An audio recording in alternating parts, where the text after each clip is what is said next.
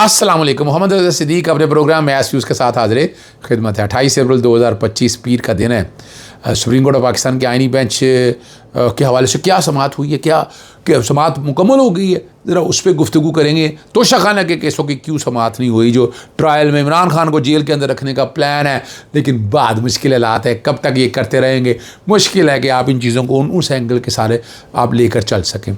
Supreme court of Pakistan ने और हाँ, हलीमा खान साहब के हवाले से वो मुल्क से बाहर जाना चाहती हैं, तो वो यानी यहाँ तो मजाक, और जो सनम जावेद और अतीक खान को गिरफ़्तार कर लिया गया है, उस पर क्या बात है। आइनी बेंच फौजी अदालतों में सिविलियन ट्रायल के फैसले के खिलाफ इंट्रा कोर्ट अपील पर समाअत जस्टिस अमीनुद्दीन की सरबराही में 7 रुकनी बेंच ने की। दौरान समाअत अटॉर्नी जनरल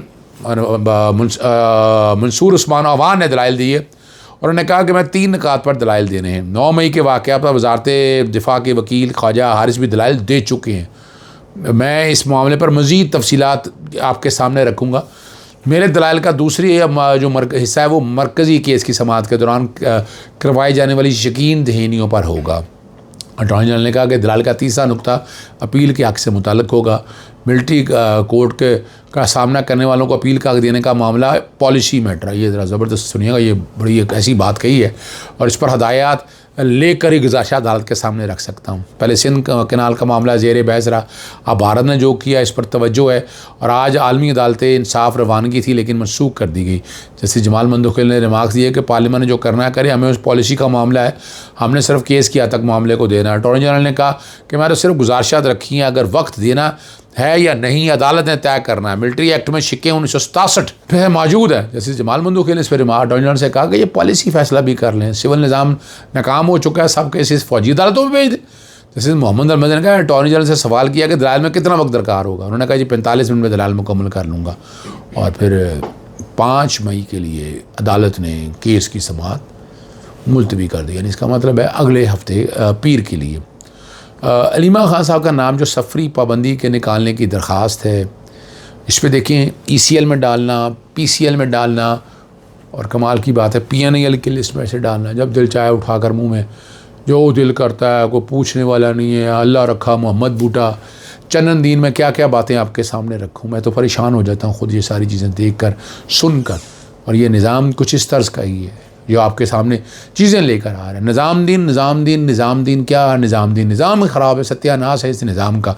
और जस्टिस खादम हुसैन सोमरू के पास आई, नोट 5 मई तक रिपोर्ट तलब कर ली। अभी तक ये बात सामने नहीं आनी चाहिए कि PCL में रखा है, PNL में रखा है, किस में रखा है। PNL में तो रख नहीं सकते हैं आप, जिस तरह मर्ज़ी आप कह रहे हैं। ये बड़ी वजाहत के साथ मैं चीज़ें मैं बताता रहता हूँ आपको, मैं इसलिए उन बातों में तफसील में नहीं जाना चाहता। सेक्रेटरी दाखिला FIA और DG इमिग्रेशन फ्री कैन में शामिल हैं। वह दोस्त हमारे हैं, छोटे भाइयों की तरह से हैं। वकील खालिद यूसुफ चौधरी पेश हुए कि शौकत खानम और निर्मल यूनिवर्सिटी के बोर्ड ऑफ गवर्नर की मेंबर हैं और फ़ंड रेजिंग के लिए बैरून मुल्क जाना है। और दरख्वास्त गुजार साबिक़ वज़ीर-ए-आज़म इमरान खान की बहन है। सियासी इंतकाम का निशाना बजाया जा रहा है। अब जिस पर जस्टिस खादम हुसैन सोमरू ने कि दरख्वास्त गुजार के ख़िलाफ़ सेक्शन 87 या 88 की कार्रवाई ज़ेर समाअत तो नहीं, उन्होंने कहा जी बिल्कुल नहीं है और समाअत 5 मई तक मुलतवी करते हुए जवाब मांग लिया। अब क्या होना है सारा मैं तो मैंने की कहानियाँ नहीं बताना चाहता, लेकिन ये मामला अब आपके सामने जो कुछ हो रहा है, ज़्यादती हो रही है। अभी जो खबर सामने आई है कि सनम जावेद को सख्त बयान देने पर टाउनशिप पुलिस ने पकड़ लिया है और पीका एक्ट के तहत यकीनन आया होगा उनके शौहर अतीक खान को FI ने अरेस्ट कर लिया है। अब किस वजह से अरेस्ट किया है, वजूहत तो आपको सारी बाद में आती हैं और जो आएंगी सारी आपके सामने। हम तो कोशिश करेंगे आप तक एक चीज़ सामने रख लें, लेकिन यहाँ पीका का जिस तरह सियासी इस्तेमाल हो रहा है भारत के अंदर, देखिए सख्त बातें हो रही हैं, फ़ौज के ख़िलाफ़ कर रहे हैं, वो हुकूमत के ख़िलाफ़ सख्त बातें कर रहे हैं। वहाँ कोई पीका कानून नहीं है, वहाँ नहीं लोगों को इस तरह उठाया जाता, वहाँ नहीं लोगों के सामने रखा जाता, वहाँ ना ऐसे हालात नज़र आते हैं, ना ऐसे वाक़यात नज़र आते हैं। हम वो चीज़ें सारी सामने रखते हैं जो हालात और वाक़यात सामने होने चाहिए। हमारा काम तो आपके सामने वही बताते रहना है।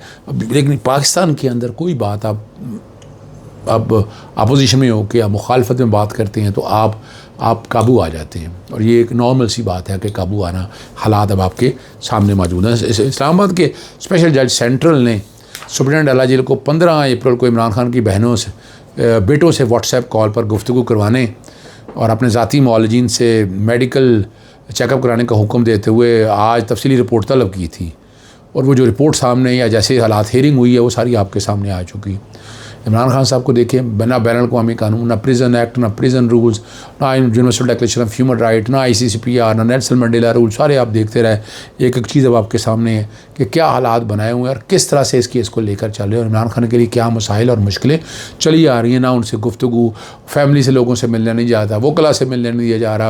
अब क्या करें यहाँ आपको अदालतों के सर पे रहना है, अदालतों पे प्रेशर डालना है, अदालतों को आए हुए हैं, चक्कर लगाएं, जोर लगाएं, जो मर्ज़ी आप कहें, आप उस तरह चलेंगे तो आगे जाएंगे। तोशाखाना 2 की समाअत फेडरल जुडिशल कॉम्प्लेक्स इस्लामाबाद में हुई। जेल ट्रायल आज भी नहीं किया गया और केस जेल ट्रायल के लिए मुकर्रर था। अदालत ने कहा वो पुराने मुकदमात सुन रही है, इसलिए अड्डे जेल समाअत नहीं हो रही है। जेल हुकाम की जानिब से इमरान खान को मेडिकल मुआयने पर रिपोर्ट पेश की गई, जिस पे और अदालत ने इत्मीनान का इजहार किया। हमने अदालत में जेल हुकाम की रिपोर्ट पर हमने तहफ़्फ़ुज़ात रखे हैं। ये जो बात सारी वहाँ सामने रही है, दोबारा इमरान खान के मेडिकल चेकअप का हुक्म दे दिया। तभी मुआयना जो है पिम्स की टीम और टीम ज़ाती मुआलजिन के ज़रिए होगा। ज़ाती मुआलजिन में आपको पता है कि डॉक्टर मोहम्मद आसिम यूसुफ हैं, डॉक्टर फैसल सुल्तान है और डेंटिस्ट ज़मीना नियाज़ी शामिल है। 14 मई तक ये इस केस की समाअत अब मुलतवी हो गई है। अब समझ रहे हैं बात को, कहाँ गया डे टू डे ट्रायल, कहाँ गई वो सारी बातें। अब आप सारी चीज़ें हवा में रह गई हैं, कुछ नहीं हो रहा है, जो कुछ हो रहा है ये सामने है आपके। इस्लामाबाद हाई कोर्ट में आज बहुत ही एक अहम केस और है, अहमद नूरानी के केस की समाअत हुई। केस की समाअत जस्टिस अनाम अमीन मिन्हास ने की। दोनों पति लापता होकर लापता जो है ना बाजियाब होकर घर पहुँच गए और हाई पावर सिलेक्शन बोर्ड में के वफाकी मुलाजमीन की तरक्कियों से मुतल्लिक ग्रेड 21 के सेक्रेटरी इतलात सुहेल अली खान की दरख्वास्त पर जस्टिस नाम अमीन मिन्हास और इस पर आपको पता है हुकूमत और एस्टैब्लिशमेंट डिवीज़न से दबाव तलब कर रखा है। यानी मामला जो है दिलचस्प हो गया है। FIR की कापी फ्राहम नहीं की जा रही, जो मंजर आम पर आ गई है। बाजियाबी का इस्लामाबाद हाई कोर्ट ने the petition as born fruit और के अल्फाज के साथ पिटीशन जो है वो निपटा दी। अहमद खान के भाइयों को किस जुर्म में उठाया गया, कौन सी दफ़ात लगाई गई, आईनी अदालत कुछ ना मालूम कर सकी।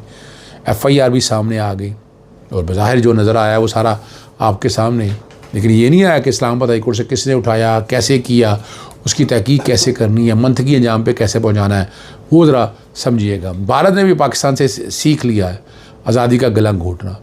हमने ट्विटर ब्लॉक किया और इंडिया ने पाकिस्तान के 16 YouTube चैनल बंद कर दिए। नहीं, मैं इत्तेफाक नहीं करता इस बात से, हमने तो सारा ही बंद कर दिया ना।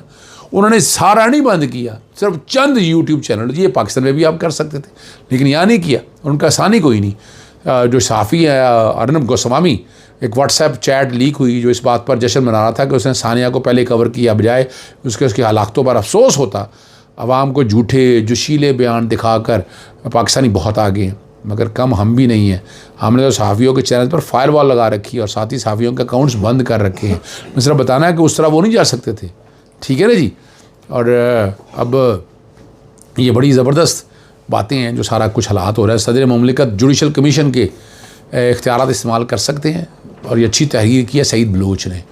जस्टिस मोहम्मद अली मज़हर शायद अपने अदालती कैरियर का सबसे अहम केस सुन रहे हैं। इस केस में उनकी असल काबिलियत का खुल कर इजहार होगा। इस्लामाबाद हाई कोर्ट जजेस ट्रांसफ़र और सीनियरिटी से मुतल्लिक 5 रुकनी आईनी बेंच। सबसे अहम सवाल ये होगा कि जुडिशल कमीशन ऑफ पाकिस्तान के इख्तियारात सदर पाकिस्तान को दिए जा सकते हैं।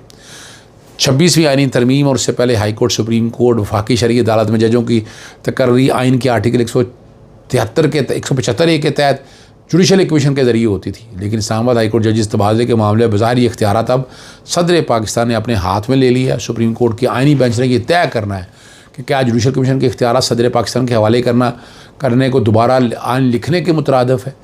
इससे पहले आइनी बेंच में शामिल की गई जजेस मिलिट्री कोर्ट केस और कई मुकदमात में करार दे चुकी है कि सुप्रीम कोर्ट का आइन को दोबारा लिखना नहीं है। इसलिए आइनी बेंच आइनी के आर्टिकल 200 की तशरीह इंतहाई एहतियात के साथ करना होगी ताकि जुडिशल कमीशन के इख्तियारात पर इंक्रोचमेंट ना हो सके। अगर आइन के आर्टिकल 200 के आर्टिकल शिक 2 और 3 को देखा जाए तो इससे वाज़ेह होता है कि सदर पाकिस्तान को तबादले का इख्तियार हासिल ज़रूर है, लेकिन मुख्तसर वक्त के लिए। अगर सदर पाकिस्तान किसी जगह हर दूसरे हाई कोर्ट में मुस्तकिल तबादला कर देते हैं तो इसका मतलब ये है कि सदर ने इलेक्शन कमीशन के इख्तियारात पर जुडिशल कमीशन के इख्तियारात पर इंक्रोचमेंट कर लिए और हाई कोर्ट में जज को मुस्तकिल तैनात करने के इख्तियारात इस्तेमाल कर रहे हैं, जैसे कि इस्लामाबाद हाई कोर्ट के मामले में नज़र आ रहा है। आइन में आपको पता है हाई कोर्ट, सुप्रीम कोर्ट और फेडरल शरीयत कोर्ट जजेस की मुस्तकिल तैनाती के इख्तियारात सिर्फ जुडिशल कमीशन ऑफ पाकिस्तान में दिया गया है। और सईद बलोच ने अच्छा कहा है, उसके ख्याल के मुताबिक जब दलाइल होंगे तो इंतहाई ज़बरदस्त दलाइल होंगे और सबके सामने आएंगे। इजाज़त चाहता हूँ। अस्सलाम वालेकुम। अल्लाह हाफ़िज़। पाकिस्तान जिंदा।